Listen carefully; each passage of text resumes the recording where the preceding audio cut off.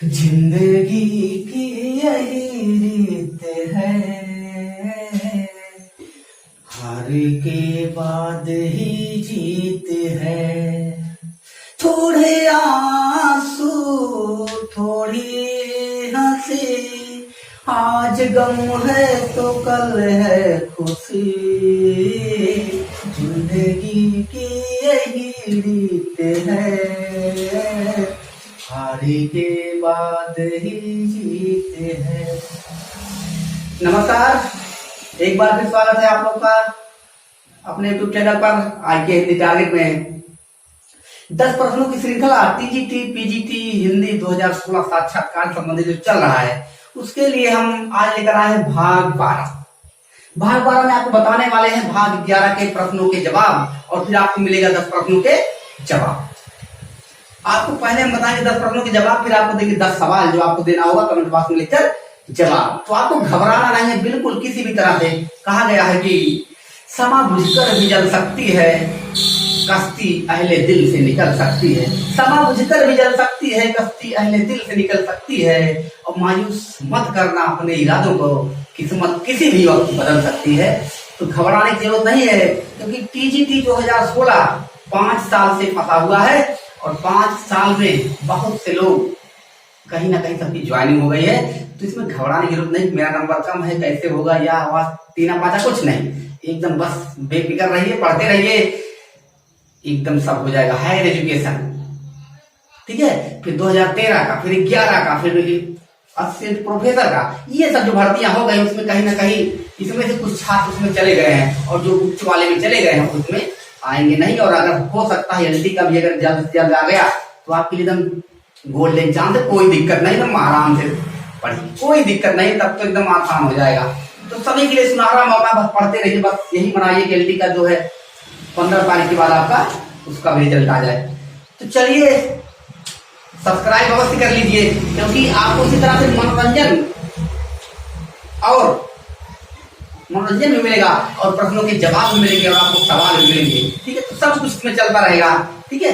तो चलिए देखते हैं, और जो तैयारी करने वाले हैं टीजीटी पीजीटी 2020 के, उसके लिए भी हम कक्षाएं प्रारंभ किए दिए हैं, उसको भी आप देख सकते हैं। तो चलिए देखते हैं पहले का प्रश्न, जो सवाल हमारा जवाब भी हमारा में चल रहा है। तो प्राचीन शास्त्रों में भक्ति के कितने प्रकार बताए गए हैं? आज से पहले एक और बता दें आपको, हम पिछली वीडियो में बता दिए थे प्री प्रवास हरिओत का जो बताया गया है 17 सर्ग है, उसमें हम बता दिए थे 1941।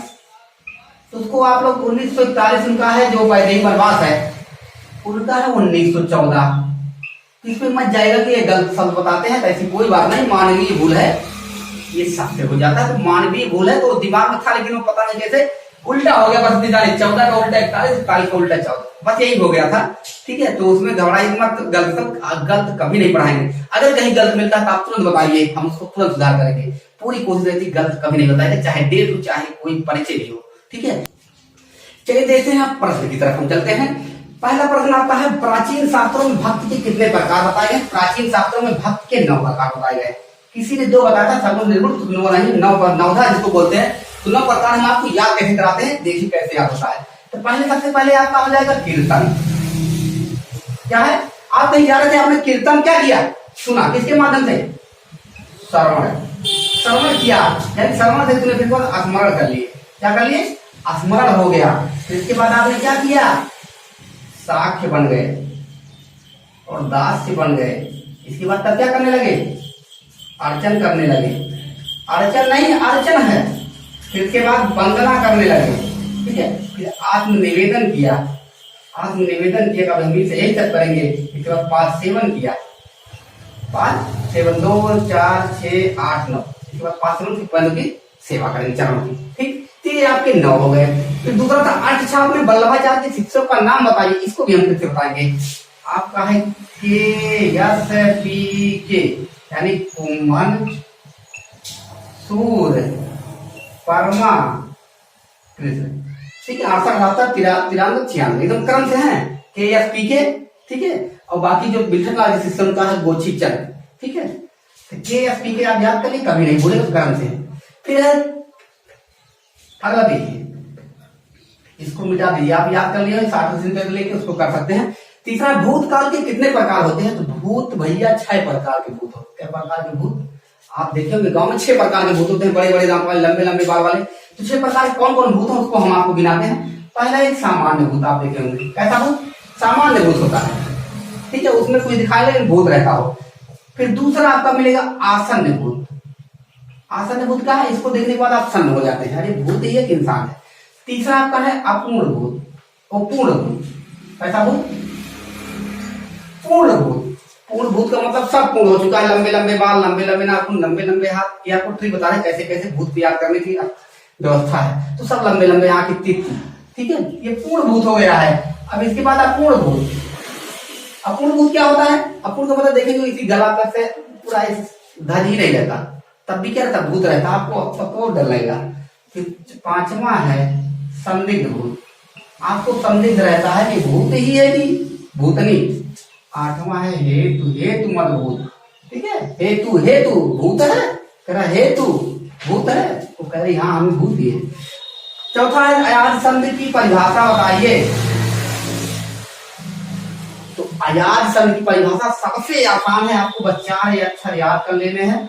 कह रहा है ए आय ओ आओ के बाद, ए आय ओ के बाद कोई भी समान या असमान। असमान का मतलब ऊपर का आसमान नहीं, आसमान का जो समान ना है, समान हो। तो ए का आय हो जाता है, बता दिए हैं, आय का आय हो जाता है, ओ का आओ हो जाता है, आओ का आओ हो जाता है। कैसे? आय देख लीजिए कैसे होता है। नयन, देखिए जिसके जिसके बीच में आय आय आओ आओ का उच्चारण होगा उसी पे आपका एक आय को मात्रा लगेगा। जैसे नयन हो गया तो देख भाई आय आय ये लगा दीजिए, किस पर? ने पर। बाकी जैसे फ्री ये हो जाएगा नयन। पवन पे आओ आ रहा है तो पोधन अन हो जाएगा। ये आपकी परिभाषा हो गई। इतना अच्छा से आपको मिलेगा नहीं। फिर भारतीय ने कौन कौन सी सभा की स्थापना की? तो पहली सभा है पहली रीडिंग क्लब, दूसरा है तबीर समाज, तीसरा है कविता वर्धनी। तीनों याद कर लीजिए, कविता वर्धनी 70 73 73 तीनों स्थापना की। छठा है सुजान की प्रेमिका थी। तो सुजान की जो प्रेमिका थी वो थी कौन? सुजान किसकी प्रेमिका थी? तो आपको बताना है घनानंद। घनानंद की प्रेमिका थी, पता नहीं हो पाई, प्रेम तक काम हुआ था, ठीक है। घनानंद है, रीत मुक्ति के घन बोधा ठाकुर बोधा और घनानंद। तृतीय विश्व हिंदी सम्मेलन कब और कहाँ हुआ? तो ये हुआ आपका दिल्ली 1983। अब देखिए भास के कितने नाटक है, नाम बताइए। हम 13 नाटक आपको बता दे रहे हैं कौन कौन से हैं। एक अच्छा लिखिए, नाम बोलते जाएंगे आप समझ जाए कौन कौन सा है। पहला है प्रतिमा नाटकम, दूसरा है अभिषेक नाटकम, तीसरा है पंचराज्य, चौथा है मध्यम व्यायाम, छठा 2 4 5 छठा है दूत वाक्यम, 7वां है दूत घटोत्कच, 8वां है कर्णभार, 9वां है उर्भंगम, 10वां है वाल चरित और 11वां है चार दत्तम, 12वां है 2 4 6 8 10 हुए, चार दत्तम, फिर हो गया अभिमानकम, फिर हो गया प्रतिज्ञा योगेंद्रायण, फिर है स्वप्नवासव दत्ता। ये आपके 13 नाटक हैं, किसके? भास के, ठीक है। आप याद करना यूपी में कुल कितने लोकसभा सीटें हैं? यहाँ देखो लिखा गया है लोकसभा सीटें आपके 80। यहीं से जो जीतता है उसी की सरकार बनने की ज्यादा संभावना रहती है। फिर लास्ट सवाल आपका है यूपी का राजकीय चिन्ह कौन सा है? यूपी का राजकीय चिन्ह आप लोग देखेंगे मछली और तीर कमान, मछली और तीर कमान वो देखे होंगे, इसी तरह वो बना रहता है, ठीक है, इस तरह बना रहता है, उसी में रहता है, ठीक है। ये हो गया आपका, मान लीजिए क्या हो गया, ये कमान हो गया, ये आपका हो गया तीर, और इसी में देखेंगे 2 मछलियां बनी रहती है, ठीक है। कितनी मछलियां? 2 मछलियां बनी रहती हैं और एक इधर से, ठीक है, 2 मछलियां बनी रहती है इसी में। यही आपका क्या है? निशान है, यही आपका है यूपी का राजकीय चिन्ह कौन सा है? यही आपका है, ठीक। अब देखते हैं चलिए देखते हैं कौन कौन से प्रश्न आपको मिले हैं। 10 प्रश्न देखिए, आपको हल करके बताना है कमेंट बॉक्स में। तो पहला प्रश्न था, निराला जी के किस काव्य में गजलें देखने को मिलती हैं? तो निराला कौन सी रचना है जिसमें गजल भी आपका प्रयोग किया गया है, तो आपको बताना है। दूसरा है, किस कवि को द्वितीय भारतेंदु कहा जाता है? किस कवि को द्वितीय भारतेंदु कहा जाता है? तीसरा है, संस्कृत काव्य शास्त्र का प्रथम आचार्य किसे माना जाता है? संस्कृत काव्य शास्त्र का प्रथम आचार्य किसे माना जाता है? चौथा है, अलंकार किसे कहते हैं? आपको परिभाषित करना है। पांचवा है, कृतघ्न किसे कहते हैं? ये भी वाक्य के लिए, एक शब्द वाक्यांश के लिए। छठा है, साहित्य के क्षेत्र में किस कवि का सर्वाधिक विरोध हुआ? ऐसा साहित्य का क्षेत्र था जिसमें कवि का बहुत ज्यादा विरोध किया गया, आपको बताना है। सातवां, छायावाद और प्रगतिवाद में अंतर बताइए, दोनों में कौन सा अंतर है? एक दो अंतर बताना है। आठवां है, राजभाषा आयोग का गठन कब हुआ? राजभाषा आयोग का गठन कब हुआ? और नौवां है, किस काल को नारी काव्य कहा जाता है? नारी काव्य, नारायण काव्य, नर काव्य, मानव काव्य, चार काव्य है, तो आपको बताना किस काल को नारी काव्य कहा जाता है।